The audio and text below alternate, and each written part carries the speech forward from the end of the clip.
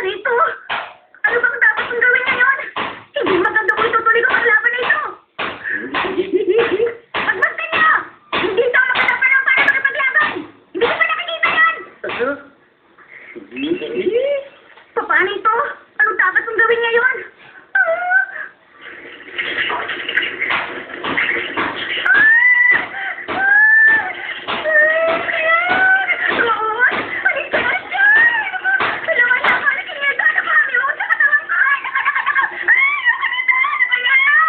Ano yun?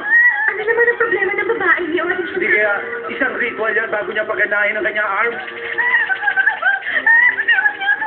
Alam niyo, parang hindi yata tama ang ginagawa niya. Yan ay isang ilusyon. Ano?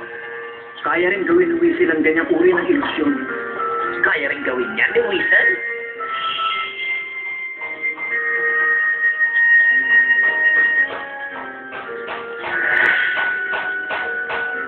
Isa siya sa gumagamit ng major arm at kaya niya tutusan ang mga alangan. Parang nilang awa! Tulungan niyo naman ako dito! Ang ganda!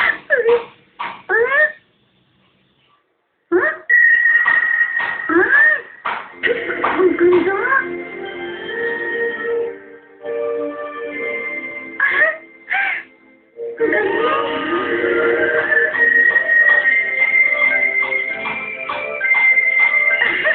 Nakakatuwa naman! Ay, ang galing! Hintayin niyo ako mga baro-baro! Hintayin niyo sabi ako eh! Ang galing-galing! Nakakatuwa naman! Hintayin niyo ako! Ano ba talaga nangyayari sa kanya? Mukha lang naman siya nababaliw. Parang nakakita na ako ng ganong uri ng kabute. Kung hindi ako nagkakamali, yun ang mararay sa akin.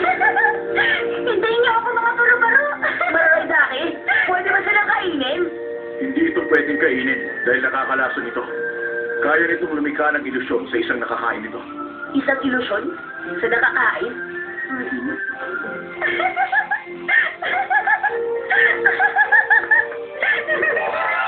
Hintayin niyo ako mga magagandang paru-paro!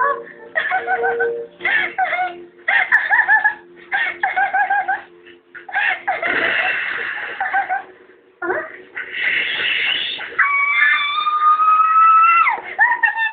Hintayin niyo ako dito! Hintayin niyo ako sa paligid na ito!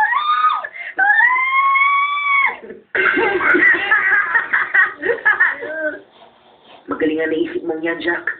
Ilayo niyo sabi ako dito! Alam ko nga habang naroon tayo sa training gate, pinag-aralan mo mabuting istilong yan. Pinahanga mo ako, Jack! Talaga palang mahusay kang alipin ko, Jack! Ilayo niyo ako! Ayoko na! Tulungan niyo ako! Pinag-aralan ko ang istilong yan.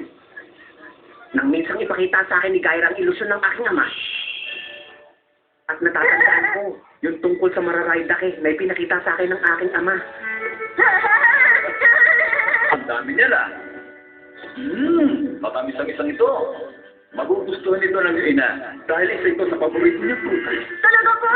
Oo, teka, gusto mo ba kumain na, ha?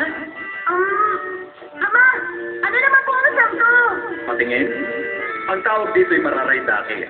At kapag kinain mo ito, makakakita ka ng masasaya at nakakatakot na palikpik. Ang galing mo naman, Ama! Napakarami mong alam! Abay, kailangan marami kang alam sa mundong ito, anak. Opo! At itong magandang pagkakataon para gamitin ko ang mahiwagang mga kabuting yun. Tama yung ginawa mo, Jack! May tinatago palang husay ang isang unggoy na katulad mo. Ano nang mangyayari sa babaeng yun? Umiiyak. Pagkatapos tumatawa rin. Baka naman yun ang bagong bisa ng bago niya kapangyarihan. Bagong kapangyarihan? Opo, parang gano'n na nga po.